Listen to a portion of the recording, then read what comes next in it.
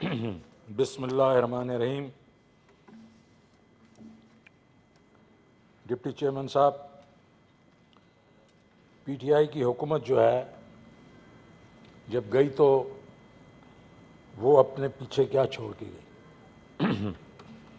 پہلے تو میں سر یہ آپ سے کہنا چاہوں گا کہ میرے نزدیک سینٹ جو ہے وہ ایک بڑا سوبر قسم کا ایک وہ ہے چیمبر جس کے بیچ میں سبسٹینٹیو ڈسکشنز جو ہونی چاہیے، بیکاز ہمیں جو لوگ الیکٹ کرتے ہیں وہ پہلے کہیں سے الیکٹ ہو کے آتے ہیں. تو یہاں اگر جس طرح کی گفتگو یہاں ہوتی ہے، انٹرپشن ہوتی ہے، میرے خیال میں وہ اس چیمبر کے اس کے مطابق نہیں ہے. دونوں سائڈوں کے اوپر میرا تو یہی ریکویسٹ ہوگی کہ ہم ایک دوسرے کی آرگومنٹس سنیں، اس سے ڈس ایگری کریں اگر کرنا ہے. لیکن یہ اس طرح جو چیزیں میں نیشنل اسمبلی میں دیکھتا تھا وہ یہاں نہیں ہونی چاہیے، بیکاز ہمارا ایک لیول ڈفرنٹ ہونا چاہیے. اور یہ میں نے دونوں سائڈز کے لیے میں ریکویسٹ کروں گا. تو کیا چھوڑ کے گئے اور وہ کس لیے چھوڑ کے گئے، مطلب کون ہماری تصدیق کر رہا ہے کہ ہم نے وہ چھوڑ کے گئے؟ وہ نیشنل اکاؤنٹس کمیٹی 15 دن پہلے انہوں نے نمبر چھاپے اور پریزیڈنٹ گورنمنٹ کے جو منسٹرز تھے انہوں نے اس کے اوپر سائن کیا کہ یہ واقعی نمبرز ٹھیک ہیں.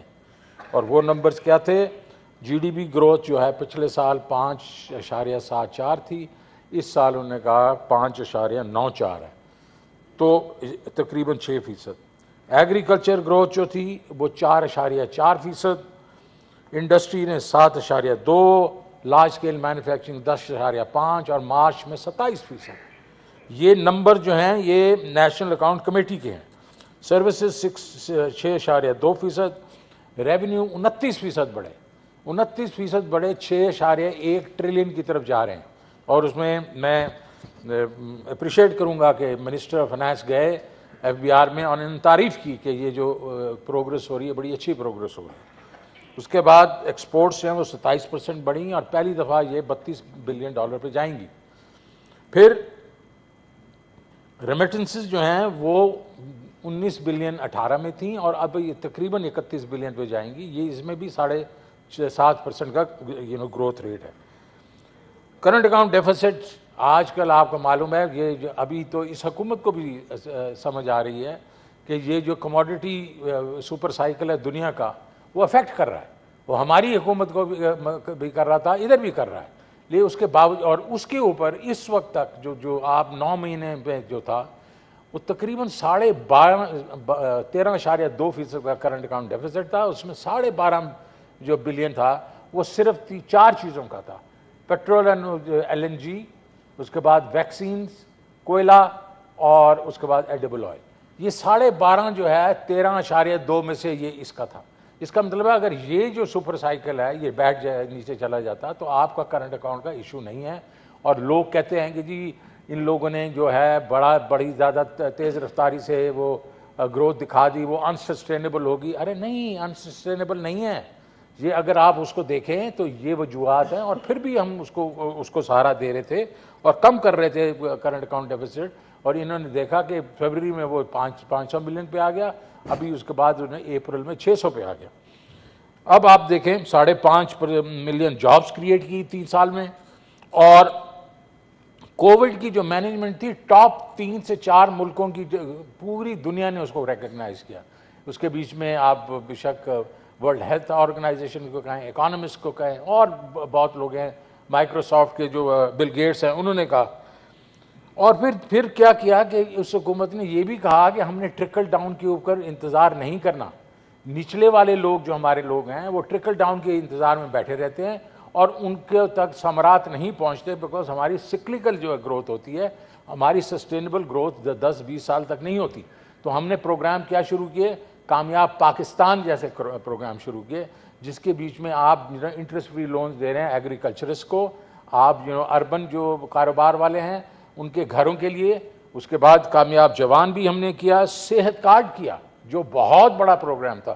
تو باٹم اپ اپروچ بھی کی، احساس راشن بھی کیا، اور پیٹرول اور پاور پہ سبسڈی بھی دی جو بڑی کانٹروورشل بھی بنی. فارن ایکسچینج ریٹ جو ہے وہ پہلی دوسری مارچ کو 178 پہ تھا، اسٹاک ایکسچینج 46,400 پہ تھی، اور آپ کے کائبور جو تھا جس پہ آپ جو بینکس جو لینڈ کرتے ہیں اس کے بعد اپنا مارجن رکھ کے ان کے جو کائبور جس کو کہتے ہیں انٹر بینک جو ریٹ ہوتا ہے وہ 11% پہ تھا۔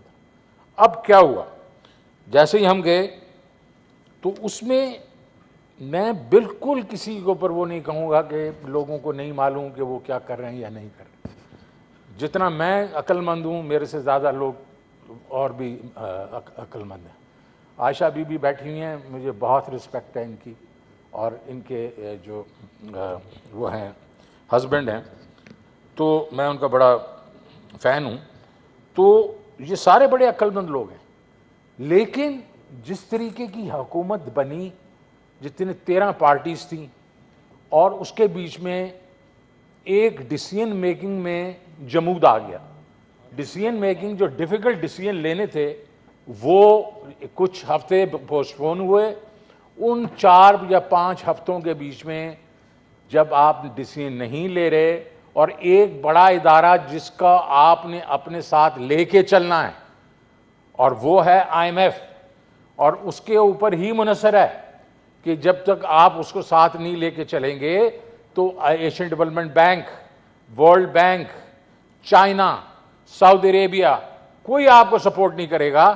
تو وہ ایک قسم سے اس کی وجہ سے ایک قسم سے آپ کے فارن کرنسی ریزرو جو ہیں وہ ڈپلیٹ ہونے شروع ہو گئے۔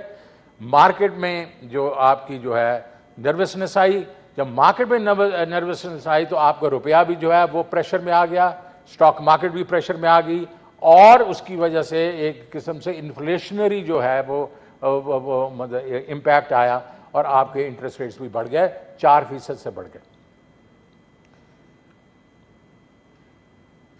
ہمارے جو ایف ایکس جو ہے فارن ایکسچینج جو ہے وہ تقریباً 178 پہ تھا، مارچ کی 2 تاریخ کو میں نے جو آپ کو بتایا وہ 200 پہ چلا گیا، اور اسی انسرٹنٹی کی وجہ سے جب سے ان کا خیال ہے کہ IMF کے ساتھ ان کے کچھ تعلقات ٹھیک ہو رہے ہیں، تو دیکھیں آپ 4-4.5 روپے جو روپیہ وہ اسٹرینتھن ہو گیا۔ تو میں جو کہہ رہا ہوں وہ صرف میں فیکٹس کے بیسس پہ کہہ رہا ہوں کہ وہ ڈیسیژن میکنگ جو تھی وہ وقت پہ کرنی چاہیے تھی، وہ نہیں ہوئی۔ اس کے بعد آپ کے جو اسٹاک مارکیٹ ہے وہ 3,300 پوائنٹ سے گر گئی۔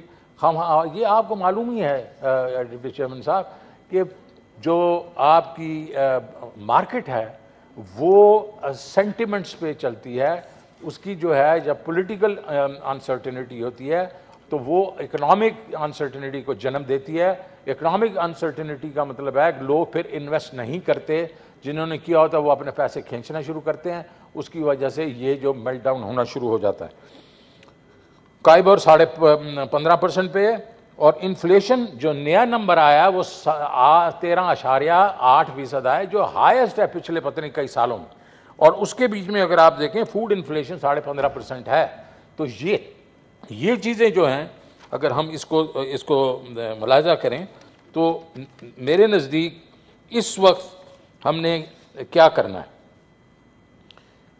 منتھ آن انفلیشن جو ہے وہ تقریباً جو پیاز ہے وہ 29% سے بڑھ گیا ہے، جو آپ کی گندم ہے وہ 1100 سے 1522 پہ چلی گئی ہے۔ الیکٹریسٹی کو یہ دکھا رہے ہیں کہ الیکٹریسٹی نیچے 15% مطلب کم ہو گئی ہے۔ یہ مجھے ذرا تھوڑا اس کے اوپر ایک قسم کوشچن مارک ہے کہ الیکٹریسٹی تو پچھلے سے بڑھ رہی تھی، پچھلے مہینوں میں انہوں نے نیپرا نے بھی بڑھائی ہے، تو یہ 15% کیسے کم ہو گئی ہے ایک مہینے میں؟ اور اس میں پیٹرول کا جو آپ کو معلوم ہے انہوں نے صرف 13.8 میں صرف 3% کا دیا ہے، حالانکہ پیٹرول جو ہے 20% بڑھا ہے، تو انہوں نے ایوریج لیا ہے اس کو، تو اس لحاظ سے ہوا ہوگا۔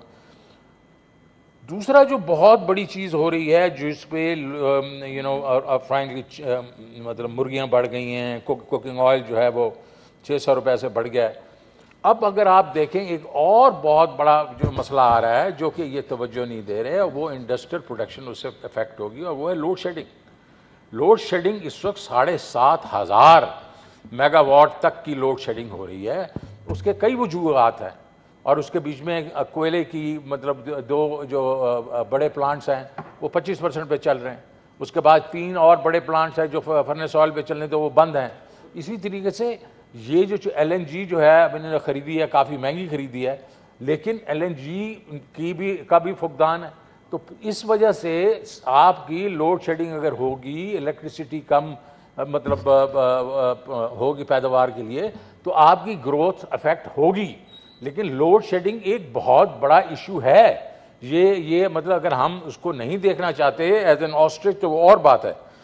اور تیسری آخری چیز میں یہ کہوں گا کہ رشین آئل سے کیوں ان کو اتنی وہ گھبراہٹ ہو رہی ہے.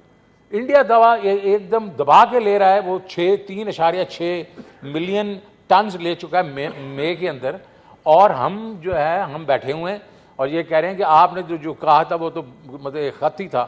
ارے خط اس لیے تھا کہ ایمبیسڈر سے بات ہوئی, انہوں نے کہا جی خط لکھیں, انہوں نے کہا خط لکھیں تو ہم آپ کو دے دیں گے. ہم نے تو اپریل کے ہم نے کہا تھا ہمیں وہ چاہیے, کارگوز چاہیے.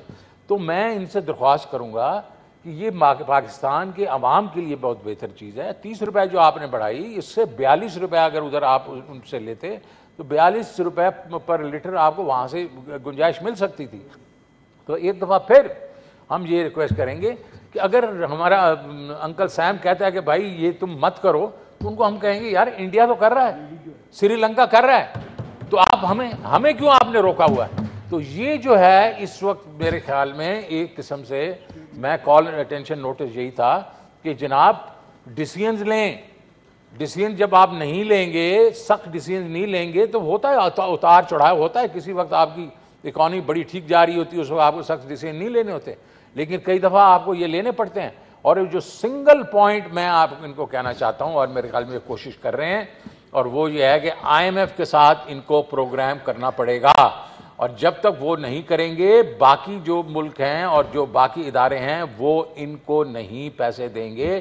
اور وہ فائنانس منسٹر مفتاح نے CNN کے ساتھ جو انٹرویو ہے اس میں ایک طرح سے کہہ دیا کہ ہمیں جو ہے وہ مشکل پیدا ہو رہی ہے اور وہ ہمیں ڈیفیکلٹ ڈیسیژن لینے پڑیں گے. اور اس کے اوپر میں چاہوں گا کہ یہ جو جمود تھا پچھلے 6 ہفتے کا, اس نے ہماری معیشت کو بہت نقصان پہنچایا ہے. ہمارا تو سرٹیفکیٹ آ گیا جناب, ہم نے کیا کیا, وہ جو مرضی کہتے رہیں گے. وہ نیشنل اکاؤنٹ کمیٹی کے جو نمبرز آئے ہیں جو انہوں نے سائن آف کیے ہیں, وہ سارے نمبرز آپ دیکھ لیں, ایکسپورٹس اور ریمیٹنسز اور ریونیوز اور وغیرہ وغیرہ. اب یہ ان کا کھاتا ہے, اور یہ کھاتا جو ہے یہ اگر جب تک یہ جلدی ٹھیک نہیں کریں گے, ہمارے غریب عوام پہ مہنگائی بڑھے گی, ہمارے غریب عوام کی انکمز نیچے جائیں گی, ہمارا گروتھ ریٹ نیچے جائے گا. اور ایک اور چیز میں ان کو کہنا چاہتا ہوں, جو کہ آج جو ڈسکشن ہو رہی تھی اس میں جو خان صاحب نے جو بات کی, وہ انہوں نے کہا کہ دیکھیں آپ اکنامک میلٹ ڈاؤن کی طرف مت جائیں. ایک میں صرف نمبر دینا چاہتا ہوں آپ کو, میں اس کے اوپر کوئی بحث نہیں کرنا چاہتا ہوں کیونکہ بحث بہت ہو چکی ہے اس میں. آپ کا جو یورو بانڈ ہے وہ 6 سے 7% پہ ٹریڈ کر رہا تھا اس سال کے شروع میں, آج وہ 26% پہ کر رہا ہے. What does that indicate? That indicates the country is going towards a default. There is a not going towards a default, there is a risk of default. یہ جب وہ ڈیفالٹ کیا اس نے سری لنکا نے, تو وہ 40% پہ تھا ان کا ڈسکاؤنٹ ریٹ, وہ جو تھا یہ جو ریٹ تھا ادھر یورو بانڈ کا. تو اب آپ 26 پہ پہنچ چکے ہیں. تو وہ یہ کہہ رہے تھے کہ وہ بھائی یہ دیکھ لو تمہارا جو میلٹ ڈاؤن ہونے والا ہے, that will have very serious obviously repercussions on everything else. So اس وقت میں آپ کو یہ کہنا چاہ رہا ہوں کہ ڈیسیژن میکنگ بڑی ضروری ہے. جہاں مشکل یہ ہے کہ یہاں ادھر ایک فائنانس منسٹر بیٹھے ہوئے ہیں اور محترمہ بھی ہیں ماشاءاللہ, اور ایک لندن میں بیٹھے ہیں, وہ یہ کچھ سٹیپ لیتے ہیں, وہ اس کے اگینسٹ بیان دے دیتے ہیں. ارے بھائی کوئی یونیفائڈ تو رسپانس ہونا چاہیے. یہ 220 ملین لوگ یہاں بیٹھے ہوئے ہیں, وہ دیکھ رہے ہیں ان کی آپس میں لڑائی, اور ادھر سے مارکیٹ جو ہیں وہ ٹینک کر رہی ہیں. سو میں صرف اس لیے آج میں نے یہ نوٹس کال اٹینشن کرایا تھا کہ جناب اب مطلب please pay some attention to the economy, have a unified strategy. اور اس کے اوپر اب بجٹ میں آپ جا رہے ہیں, آپ کو ڈیفیکلٹ ڈیسیژن دینے پڑیں گے. اور بجٹ پہ بھی ڈپٹی چیئرمین صاحب میں آپ کو بتانا چاہتا ہوں, میں نے جو 4700 بلین پہ لیا تھا ریونیو 2021 کے جون کے بیچ میں. اس کو ہم نے جب بجٹ کیا 5800, بڑے لوگوں نے کہا کہ یہ تو بالکل یہ شیخی مار رہے ہیں, یہ نہیں کر سکیں گے. ہم نے 6100 کے اوپر وہ آیا 6100, اور مفتاح صاحب نے جا کے کہا کہ بہت اچھی پروگرس ہو رہی ہے. اور 300 بلین جو ہم نے سیلز ٹیکس جو ہے اس پہ پیٹرول پہ, وہ اگر ہم لے لیں تو 6400 ہوتا.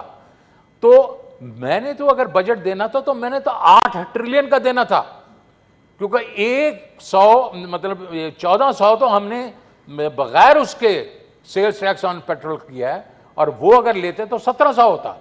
تو اگر 1700 ہوتا تو اگلے سال تو ہم نے کوئی تقریباً 1800 یا 2 ٹریلین کر دینا تھا. تو ہم تو 8 ٹریلین سے بھی نکلتے, لیکن ہم 8 ٹریلین تو کرتے. ان کے جو اس وقت جو IMF سے باتیں ہو رہی ہیں, یہ 6.8 ٹریلین کی بات کر رہے ہیں, اور وہ ان کو 7.2 ٹریلین کی بات کریں. ارے بھائی, تم اگر پیسے اکٹھے نہیں کرو گے تو یہ پیمنٹ کس طرح کرو گے؟ انٹرسٹ ریٹس بڑھ گئے ہیں آپ کے, یہ ڈیٹ سروسنگ زیادہ ہو جائے گی, باقی چیزیں, تو آپ کیا کریں گے؟ آپ سبسڈی اڑا دیں گے لوگوں کے, غریبوں کے اوپر آپ بالکل کلاڑی مارنا شروع کر دیں گے. تو پلیز یہ آپ نہ سمجھیں کہ ہم چپ کر کے بیٹھے رہیں گے. آپ کا بجٹ ہم پوری طریقے سے دیکھیں گے, اور ادھر آپ نے اگر یہ غریبوں کے اوپر لاٹھی ماری, یہ کامیاب پاکستان پروگرام, یہ پاکستان جوان پروگرام, یہ صحت کارڈ وغیرہ, یہ پروگرام کے اوپر آپ نے کچھ کرنے کی کوشش کی, تو ہم اس کو بیسکلی ہم پروٹیسٹ کریں گے. Thank you very much. جی, منسٹر فار اسٹیٹ اور فائنانس ڈاکٹر عائشہ اوس. بسم اللہ الرحمن الرحیم. بہت شکریہ چیئرمین صاحب. دیکھیے, سچ بولوں گی انشاءاللہ.